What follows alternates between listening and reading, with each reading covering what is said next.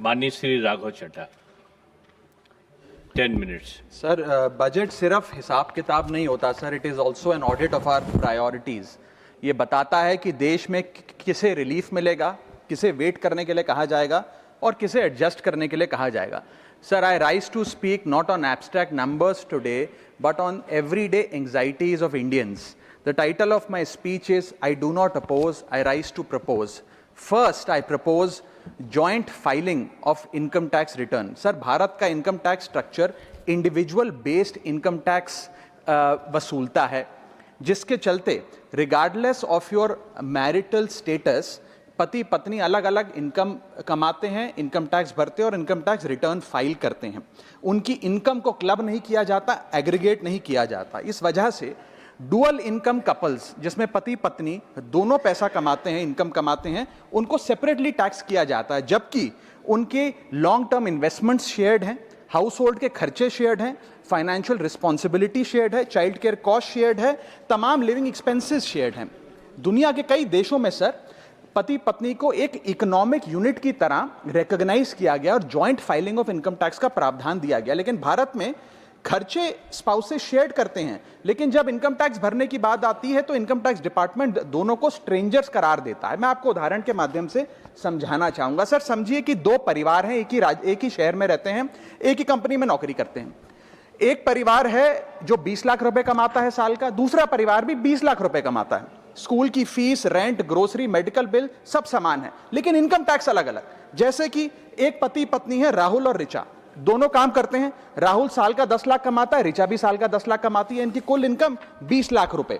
क्योंकि 12 लाख रुपए तक की रिबेट पर एसएससी इनकम टैक्स देता है, तो ना राहुल को इनकम टैक्स भरना पड़ता है क्योंकि उसकी आमदनी भी 12 लाख से कम 10 लाख है, और ना ही ऋचा को इनकम टैक्स भरना पड़ता है क्योंकि उसकी आमदनी भी 12 लाख से कम है, यानी कि हाउस होल्ड का टैक्स जीरो। दूसरा परिवार है नमन और नेहा।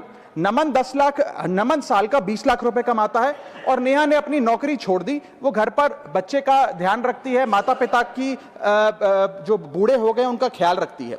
सर, नमन और नेहा की भी फैमिली इनकम 20 लाख है, लेकिन क्योंकि इंडिविजुअल टैक्सेशन है, नमन को 20 लाख के हिसाब से, स्लैब के हिसाब से इनकम टैक्स भरना पड़ता है 1,92,400 रुपए, और वहीं नेहा क्योंकि उसकी इनकम नहीं, उसे टैक्स नहीं भरना पड़ता। यानी कि दो परिवार, सेम इनकम, लेकिन एक परिवार को कोई इनकम टैक्स नहीं भरना और दूसरे परिवार को 1,92,000 का टैक्स भरना पड़ता है। एक ही छत, एक ही किचन, एक ही हाउस होल्ड, एक ही बजट, लेकिन अलग अलग टैक्स। सर, मुझे लगता है कि अगर जॉइंट फाइलिंग ऑफ आईटीआर होगा तो इन मैरिटल कपल्स को इनकम टैक्स की जो रिलीफ है वो ज्यादा मिल पाएगा। मैं दूसरा एग्जांपल देता हूं। एक मैरिड कपल है सर, जो दोनों पति पत्नी आईटी प्रोफेशनल्स हैं, नौकरी करते हैं, एक ही घर में रहते हैं, शेयर्ड एक्सपेंसेस हैं।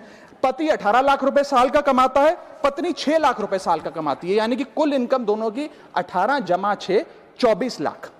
अब जब इनकम टैक्स भरने की बात आती है तो पति की क्योंकि इनकम 12 लाख से अधिक है, 16 लाख, वो अपने इनकम टैक्स के हिसाब से 1,50,000 रुपए का सालाना इनकम टैक्स भरता है, और वहीं पत्नी क्योंकि उसका 6 लाख रुपए इनकम है, वो कोई टैक्स नहीं भरती है। यानी कि 24 लाख रुपए की इनकम पे परिवार को 1.5 लाख रुपए का टैक्स भरना पड़ता है। यदि इनकी इनकम को क्लब कर दिया जाए और इनकी रिबेट्स को, एग्जेम्पशंस को भी क्लब कर दिया जाए, तो कुल आमदनी इनकी 24 लाख, कुल rebate 24 lakh, 24 minus 24, taxable income शून्य, इनकम टैक्स शून्य हो जाएगा। इसीलिए मैं प्रपोज करता हूं कि भारत में joint filing of income tax return लाया जाए, जिससे मैरिड कपल्स को ऑप्शन दिया जाए कि वे इंडिविजुअल फाइलिंग की साथ साथ जॉइंट फाइलिंग भी कर सकें। अगर ऐसा होता है तो हाउस होल्ड्स को एक इकोनॉमिक यूनिट की तरह रिकॉग्नाइज किया जाएगा, टैक्स इक्विटी दी जाएगी सिंगल इनकम हाउस होल्ड में और डुअल इनकम हाउस होल्ड में।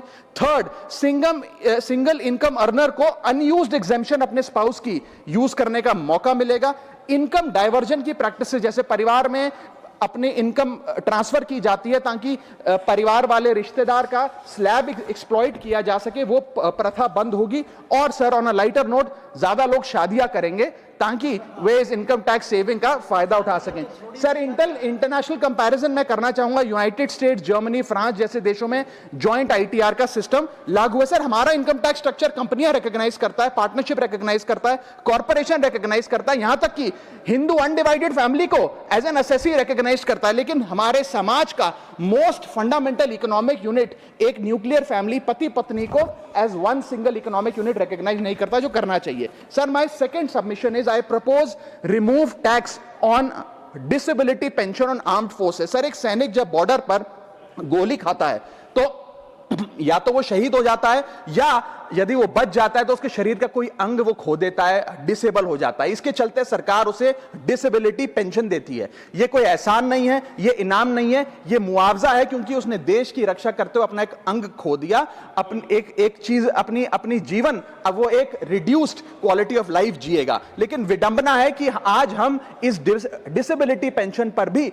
इनकम टैक्स लगाने जा रहे हैं। इस यूनियन बजट 2026 में फाइनेंस मिनिस्टर ने tax exemption on disability pension को विड्रॉ किया है, और 1922 से डिसेबल पेंशन आर्म्ड फोर्सेस को जो दी जा रही थी उस पर कोई इनकम टैक्स नहीं था।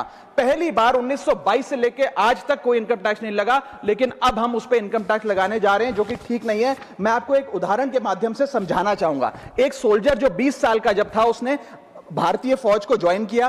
25 साल सर्विस करने के बाद एक्सट्रीम कंडीशंस में उसने दिवाली बंकर में मनाई, ईद बॉर्डर पे मनाई, क्रिसमस के दौरान पेट्रोलिंग करी, अपने बच्चों के बर्थडे, अपनी मैरिज एनिवर्सरी, सुख दुख के मौके सब मिस किए।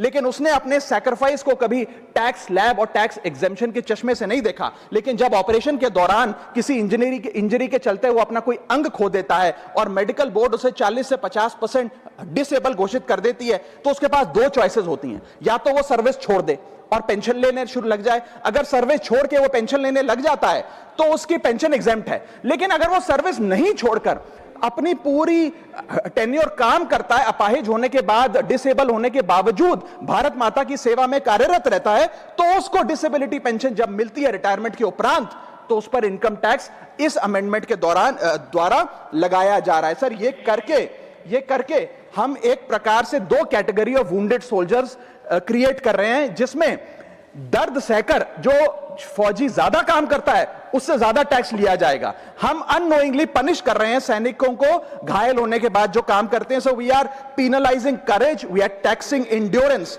मैं कहना चाहता हूं sir, when the wound is same, service is same, sacrifice is same, tax treatment अलग अलग नहीं होना चाहिए। डिसेबिलिटी पेंशन कोई विंडफॉल गेन नहीं है, कोई बोनस नहीं है, कोई प्रिविलेज नहीं है। अगर भारत माता की सेवा में उस सैनिक ने अपना कोई अंग खो दिया, उसको टैक्स मान के और उसकी डिसेबिलिटी पेंशन को अतिरिक्त इनकम मान के उस पर टैक्स नहीं लगना चाहिए। You can tax income, you can tax profit, but you cannot tax a soldiers sacrifice.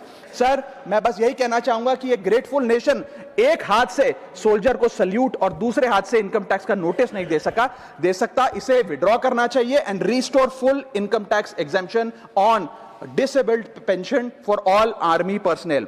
Sir, third मेरा प्रपोजल है no bank charges for not maintaining minimum account balance.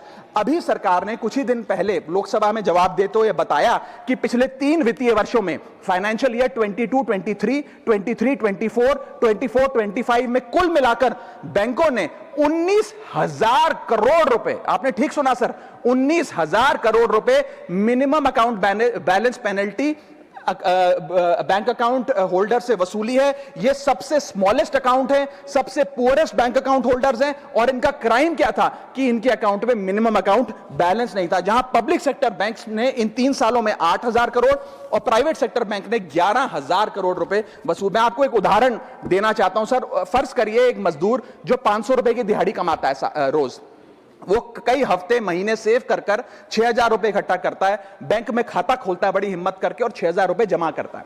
एक दिन कुछ महीनों बाद जब आपदा आती है, उसके घर में कोई बीमार हो जाता है, तो वो 6,000 में से 2,000 रुपए विड्रॉ कर लेता है अपने खर्चे के लिए, बचे 4,000 रुपए।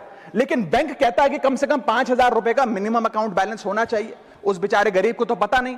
जब वो 6 महीने बाद अपने ये 4,000 रुपए भी बैंक से लेने जाता है तो पता लगता है कि 100 रुपए प्रति महीना के हिसाब से पिछले 6 महीने में बैंक ने 600 रुपए काट लिया। अब उसे बैंक 4,000 नहीं, मात्र 3,400 रुपए देकर चलता करता है। सर अब आप सोचिए उस गरीब के लिए 600 रुपए की अहमियत, और बैंकों की हालत यह है कि कई बार तो ये चार्ज लगा लगाकर आपका बैलेंस नेगेटिव में पहुंचा देते हैं। इतना तो आपने जमा नहीं कराया जितना वो आपसे वसूल लेते हैं। Sir, poor persons balance falls below the minimum level, the bank should not treat this as a crime। मैं समाप्त कर रहा हूं sir. Bank account are meant to give financial security. ये हमें फाइनेंशियल सिक्योरिटी की जगह आज फाइनेंशियल स्ट्रेस देते जा रहे हैं, और एक बैंकिंग सिस्टम को हमने ऐसी व्यवस्था में तब्दील कर दिया है जिसमें पॉवर्टी को पनिश किया जाता है। मैं समाप्त कर रहा हूं, आधे मिनट में खत्म कर दूंगा sir. Sir, if we want 16 minute है। हाँ, मैं समाप्त कर रहा हूं। इफ वी वांट पार्टी में से कटेगा। हाँ, मैं खत्म कर रहा हूं, कोई नहीं, 1 मिनट फालतू ले लूंगा sir. If we want more people to be a part of the banking system for financial inclusion, हमें स्मॉल सेविंग्स को प्रोटेक्ट करना होगा, ना कि पीनलाइज करना। आज देश में अर्बन बैंकों में, अर्बन ब्रांचेस में 5 से 10 हजार रुपए मिनिमम अकाउंट बैलेंस रखना पड़ता है, सेमी अर्बन में 3 से 4 हजार रुपए, और रूरल ब्रांचेस में 1 से 3 हजार रुपए रखना पड़ता है, जिसके चलते बैंक 50 से 600 रुपए के बीच में पर मंथ चार्ज लगाते हैं। उस चार्ज पर भी 18% जीएसटी वसूलते हैं। अंत में मैं बस इतना ही कहना चाहूंगा सर कि आज बैंक गरीब आदमी को पीनलाइज कर ज्यादा मुनाफा और रेवेन्यू कमा रहे हैं, ना कि और किसी सर्विस से, जिसके चलते आज गरीब आदमी और गरीब हो रहा है। मैं अंत में बस सरकार को कहूंगा कि ये मिनिमम अकाउंट बैलेंस की पेनल्टी को वेव ऑफ करिए। हम किसानों के लोन जैसे माफ करते हैं, वैसे बैंक चार्जेस एमएबी के समाप्त किए जाएं इस देश में, और गरीब को फाइनेंशियली इंक्लूड किया जाए। मुजीबुल्लाह खान साहब 6 मिनट्स।